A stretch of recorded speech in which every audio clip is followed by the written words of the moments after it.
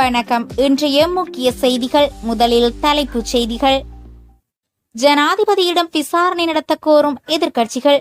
இலங்கை ஊடகங்களை ஆக்கிரமித்த விஜய் மறந்து போன ஈரான். வாக்களித்த சற்று நேரத்திலேயே 200க்கும் மேற்பட்ட தொகுதிகளில் வெற்றியை அறிவித்த பன்னீர்செல்வம். வாகன இலக்க தகடுகளில் அறிமுகமாகும் புதிய முறை. கொழும்பில் பாடசாலை ஒன்றிற்குள் புகுந்து கொலை அச்சுறுத்தல் விடுத்த நபரால் பரபரப்பு. ரணில் மற்றும் சுரேசலை கூட்டணியின் அட்டூழியங்கள். வெளிவந்துள்ள அதிர்ச்சி தகவல்கள். எரிபொருள் கையிருப்பு தொடர்பில் புதிய அமைச்சரின் முக்கிய அறிவிப்பு. மட்டக்களப்பில் கடைகளை உடைத்துக் கொண்டு விபத்துக்குள்ளான பார ஊர்தி. மோசடியை மூடிமறைக்கும் ஜனாதிபதி. நாமல் சுமத்தும் பாரிய குற்றச்சாட்டு. கமல்ஹாசன் பதிவை அதிரடியாக நீக்கிய சுமந்திரன். இலங்கை மக்களின் ஆயுட்காலம் தொடர்பில் வெளியான மகிழ்ச்சி செய்தி. மின்தடை தொடர்பில் அமைச்சரின் புதிய அறிவிப்பு. நாமல் ராஜபக்சவுக்கு எதிராக நீதிமன்றம் பிறப்பித்த உத்தரவு. நேரத்தை நீடியுங்கள், விஜயிடமிருந்து பறந்த அவசர கடிதம். இனி விரிவான செய்திகள். ஜனாதிபதியிடம் விசாரணை நடத்த கோரும் எதிர்க்கட்சிகள். சர்ச்சைக்குரிய கொள்கலன் விடுப்பு விவகாரம் தொடர்பில் ஜனாதிபதி அனுரகுமார திசநாயக்கவிடம் விசாரணை நடத்தப்பட வேண்டும் என எதிர்க்கட்சிகள் கோரிக்கை விடுத்துள்ளன. கொழும்பு துறைமுகத்தில் கட்டாய பௌதீக பரிசோதனையின்றி 323 கொள்கலன்கள் விடுவிக்கப்பட்ட சம்பவம் தொடர்பாக விசாரணை நடத்தும் பாராளுமன்ற குழுவில் உள்ள எதிர்க்கட்சி உறுப்பினர்கள் இந்த கோரிக்கையை விடுத்துள்ளனர். உயர்மட்ட அதிகாரிகளை சாட்சியம் வழங்க அழைக்க வேண்டும் என குறித்த நாடாளுமன்ற உறுப்பினர்கள் அதிகாரப்பூர்வமாக கோரிக்கை விடுத்துள்ளனர். இந்த குழு சம்பந்தப்பட்ட கொள்கலன்கள் பரிசோதனையின்றி விடுவிக்கப்பட்ட சூழ்நிலைகளை ஆய்வு செய்து தனது கண்டறிதல்கள், பரிந்துரைகள் மற்றும் முன்மொழிவுகளை சமர்ப்பிக்க பொறுப்பளிக்கப்பட்டுள்ளது. எதிர்க்கட்சியின் நாடாளுமன்ற உறுப்பினர்கள் சமர்ப்பித்த எழுத்து முன்மொழிவில் நிதி, திட்டமிடல் மற்றும் பொருளாதார அபிவிருத்தி அமைச்சராக உள்ள அனுரகுமார திசநாயக்கவை சாட்சியமளிக்க அழைக்க வேண்டும் என வலியுறுத்தப்பட்டுள்ளது.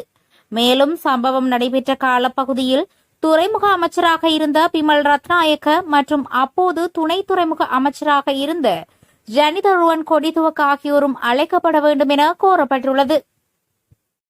இலங்கை ஊடகங்களை ஆக்கிரமித்த விஜய் மறைந்து போன ஈரான்.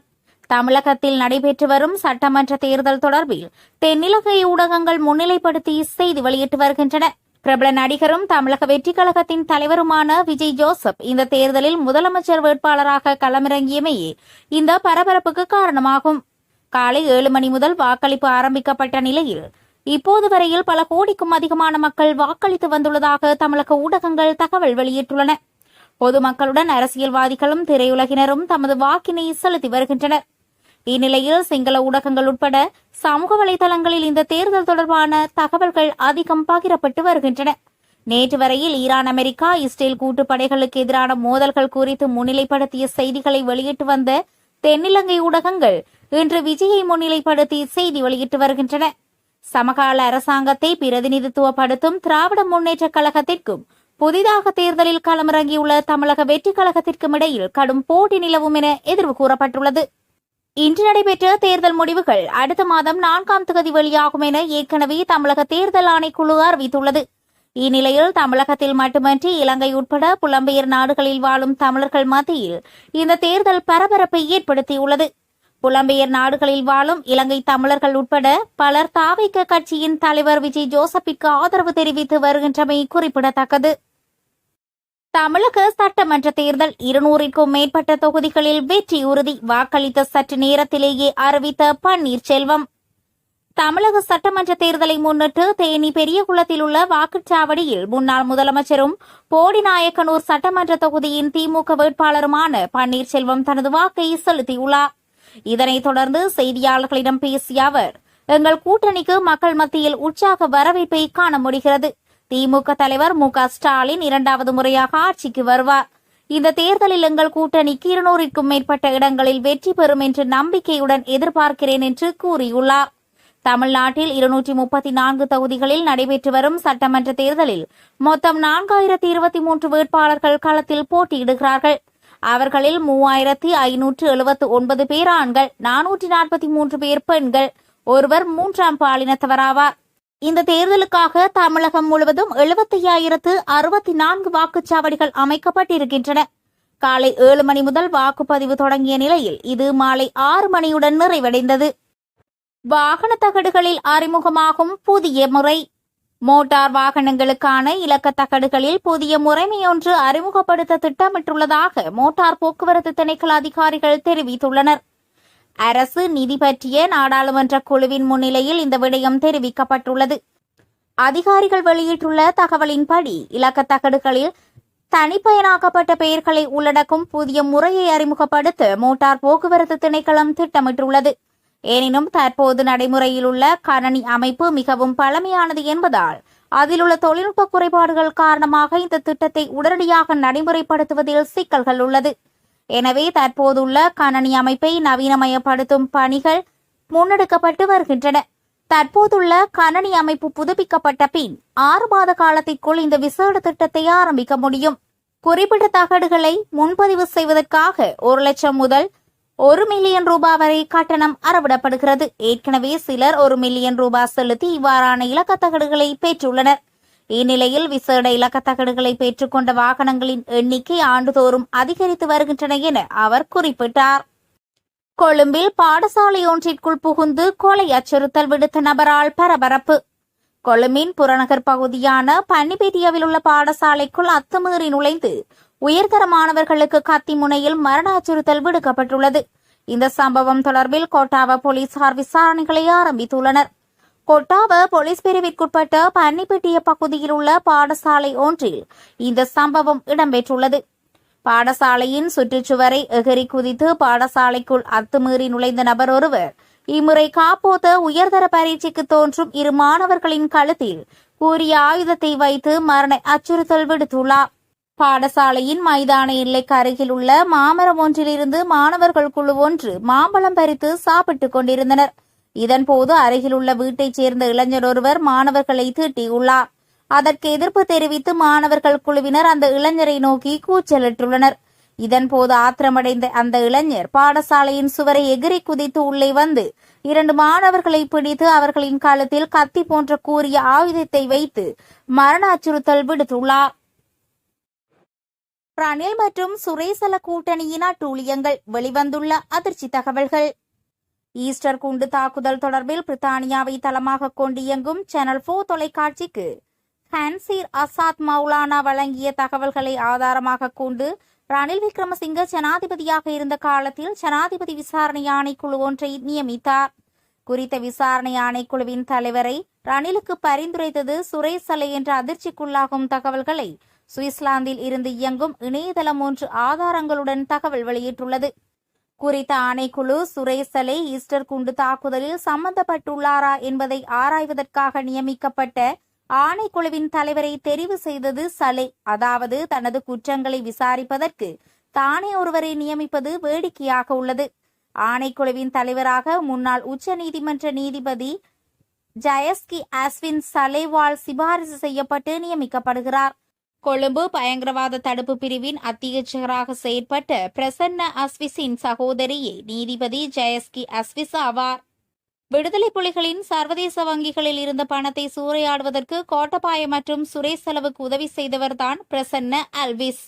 இவர்கள் அனைவரும் ஒரே கூட்டணியை சேர்ந்தவர்கள். மேலும் இந்த பிரசன்ன அல்வின்ஸின் மனைவி பிரதி போலீஸ் மா அதிபர் அதாவது சுரேசலவுடன் அரசாங்க புலனாய்வு பிரிவில் கடமையாற்றியவர். இவ்வாறு அனைவரும் நெருங்கிய நண்பர்களாவார். மேலும் ரணில் விக்ரமசிங்கவினால் 2024 ஜூன் 12 நியமிக்கப்பட்ட விசாரணை ஆணைக்குழு குறுகிய 3 கிழமைகளில் விசாரணைகள் நிறைவு செய்து சுரேசலை ஈஸ்டர் குண்டு தாக்குதலில் சம்பந்தப்படவில்லை என விசாரணை அறிக்கையையும் சமர்ப்பித்தது. இன்று சலேவுக்கு சார்பாக பேசுபவர்கள் இந்த ஜயஸ்கி அல்விஸின் விசாரணை அறிக்கையையே காரணம் காட்டி பேசுகின்றனர். ரணிலின் ஆட்சியில் நடத்தப்பட்ட ஈஸ்டர் தாக்குதலுக்கு நீதியை பெற்றுக் கொடுக்க வேண்டிய தார்மீக கடமையை கொண்டுள்ள ரணிலும் குற்றவாளிகளை காப்பாற்றவே முயற்சித்துள்ளார். ரணில் விக்ரமசிங்க ஜனாதிபதியான காலத்தில் 2023 ஜூலை மாதம் ஓய்வு பெறும் வயதையடைந்த சுரேசலவுக்கு 1 வருடம் பதவி நீடிப்பும் வழங்கியுள்ளார். இந்த பதவி நீடிப்பு 2 முறை வழங்கப்பட்டுள்ளது. ரணில் விக்ரமசிங்கே ஈஸ்டர் குண்டு தாக்குதலுக்கு சம்பந்தப்பட்டவர்களை காப்பாற்றவே முயற்சித்தமை ஆதாரங்களுடன் வெளிவந்துள்ளது. எரிபொருள் கையிருப்பு தொடர்பில் புதிய அமைச்சரின் முக்கிய அறிவிப்பு. இந்த வருடம் ஜூலை மாதம் இறுதி வரை தடையற்ற விநியோகத்தை உறுதி செய்யும் அளவிற்கு எரிபொருள் கையிருப்பு உள்ளதாக புதிய எரிசக்தி அமைச்சர் அருண கருணாதிலக தெரிவித்துள்ளார். ஊடகங்களிடம் கருத்து தெரிவிக்கும் போதே அவர் மேற்கண்டவாறு குறிப்பிட்டார்.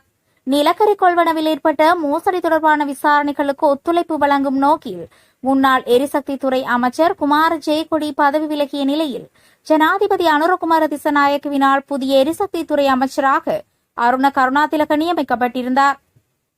இந்நிலையில் நாட்டின் தற்போதைய எரிபொருள் கையிருப்பு மற்றும் நெருக்கடி நிலை குறித்து அவர் ஊடகங்களிடம் தொடர்ந்தும் தெரிவிக்கையில், ரஷ்யாவிடமிருந்து கச்சா எண்ணெய் வாங்க திட்டமிட்டுள்ள இலங்கை அதற்கான பணத்தை சீனாவின் அதிகாரப்பூர்வ நாணயமான ரென்மின்பியில் செலுத்த ஒப்புக்கொண்டுள்ளது. எரிபொருள் மற்றும் மின்சாரத்தின் தொடர்ச்சியான விநியோகத்தை உறுதி செய்வதே எனது உடனடி நோக்கமாகும். இந்த வருடம் ஜூலை மாதம் இறுதி வரை தேவையான எரிபொருள் கையிருப்பு உறுதி செய்யப்பட்டுள்ளது. அதன் பிறகும் கூட தடையற்ற விநியோகத்திற்கான வழிமுறைகளை நாங்கள் வகுப்போம். ரஷ்யாவிடமிருந்து எரிபொருள் கொள்வனவு செய்வது தொடர்பான பேச்சுவார்த்தைகள் தொடர்ந்து மேற்கொள்ளப்பட்டு வருகின்றன. இன்னும் 2 சுற்று பேச்சுவார்த்தைகளுக்கு பிறகு இந்த ஒப்பந்தத்தை இறுதி செய்வோம் என அவர் குறிப்பிட்டுள்ளார். மட்டக்களப்பில் கடைகளை உடைத்துக் கொண்டு விபத்திற்குள்ளான பாரவூர்தி. மட்டக்களப்பு நகருக்குள் பாரவூர்தி ஒன்று கடைகளை உடைத்துக் கொண்டு பயணித்து விபத்துக்குள்ளாகியுள்ளது. குறித்த சம்பவம் இன்று அதிகாலை வேளையில் இடம்பெற்றுள்ளது. கொழும்பிலிருந்து பொருட்களை ஏற்றிக் கொண்டு வந்த பாரவூர்தி மட்டக்களப்பு திருமலை வீதியின் மட்டக்களப்பு நகருக்குள் வைத்து விபத்துக்குள்ளாகியுள்ளது. சாரதியின் நித்திரை கலக்கம் காரணமாக விபத்து நேர்ந்துள்ளதாக சம்பவத்தினை நேரில் கண்டவர்கள் தெரிவித்துள்ளனர். விபத்தின் போது சாரதி சிறிய காயங்களுக்குள்ளாகி மட்டக்களப்பு போதனா வைத்தியசாலையில் அனுமதிக்கப்பட்டுள்ளதுடன் வேறு எவருக்கும் இந்த பாதிப்பும் ஏற்படவில்லை என தெரிய வருகிறது. மோசடியை மூடிமறைக்கும் ஜனாதிபதி நாமல் சுமத்தும் பாரிய குற்றச்சாட்டு. அரச பணம் 2.5 மில்லியன் டாலர் யாருடைய கணக்கிற்கு சென்றது அல்லது அதைவிட அதிக பணம் சென்றதா என ஸ்ரீலங்கா பொதுஜன பெரமுனவின் தேசிய அமைப்பாளர் நாமல் ராஜபக்ச கேள்வி எழுப்பியுள்ளார்.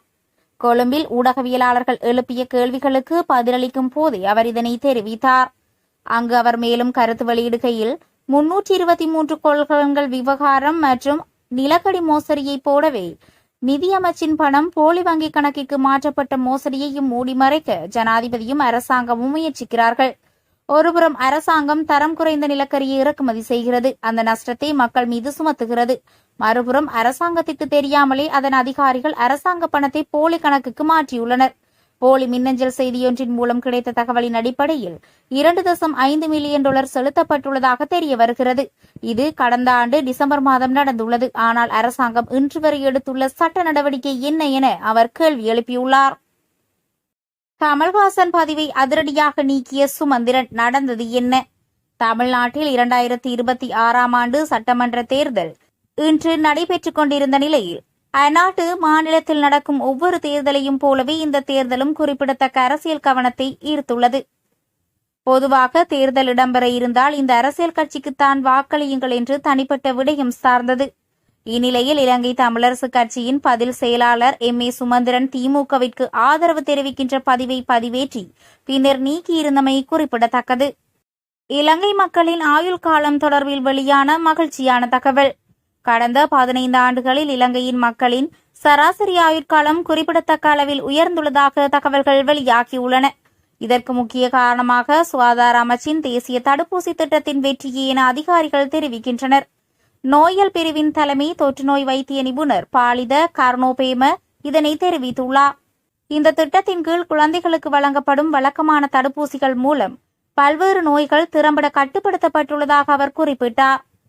மின்தடை தொடர்பில் அமைச்சரின் புதிய அறிவிப்பு.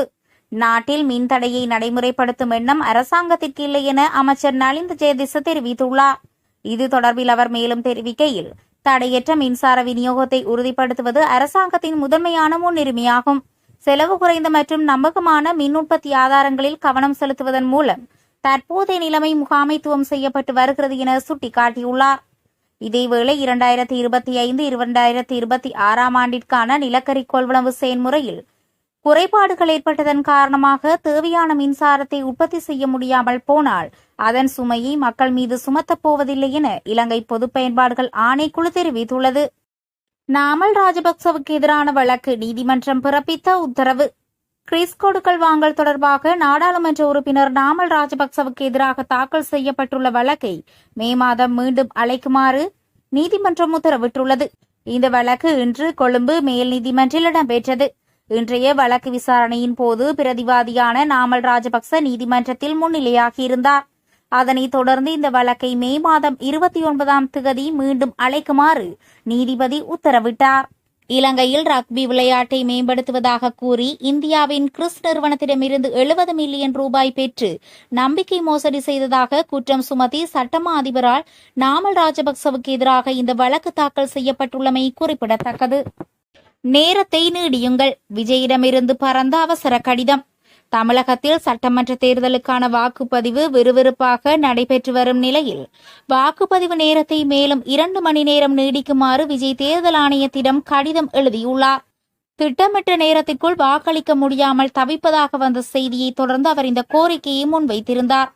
சொந்த ஊர்களுக்கு சென்று வாக்களிக்க விரும்பும் பொதுமக்கள் போதிய பேருந்து வசதிகளின்றி பேருந்து நிலையங்களில் தவித்து வருவதாக அவர் சுட்டிக்காட்டியுள்ளார். இதனால் பொதுமக்கள் தமது ஜனநாயக கடமையை சரியாக நிறைவேற்ற ஏதுவாக வாக்குப்பதிவு நேரத்தை இரவு 8 மணி வரை நீடிக்குமாறு அவர் தேர்தல் ஆணைக்குழுவிற்கு அவசர கடிதம் ஒன்றை எழுதியுள்ளார்.